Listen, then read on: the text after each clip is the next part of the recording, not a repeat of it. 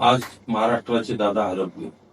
महाराष्ट्र राज्याचे उपमुख्यमंत्री अजितदादा पवार साहेब यांच्या विमानावर झालेल्या भीषण अपघातात अजितदादांचे दुर्दैवी निधन झाले. ही घटना अतिशय दुःख, धक्कादायक आणि मनाला सुन्न करणारी आहे. त्यांना मी जड अंतकरणाने श्रद्धांजली व्यक्त करतो. जनतेच्या प्रश्नासाठी पाटील 5 वाजल्यापासून तळमळीनं काम करणारे ते खरे लोकसेवक होते. राज्याच्या जडणघडणीत त्यांनी दिलेले योगदान व महाराष्ट्र कायम स्मरणात ठेवी.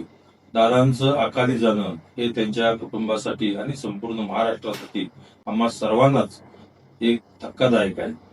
प्रशासनावर जबरदस्त पकड आणि महाराष्ट्राच्या सर्वांगीण विकासाचा ध्यास असलेले धडाडीचे नेते अशी त्यांची ओळख होती.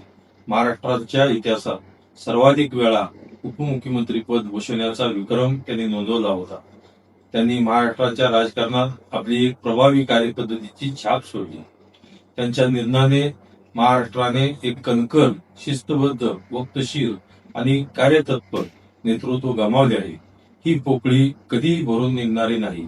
त्यांचे कुटुंब म्हणजे अख्खा महाराष्ट्र आहे.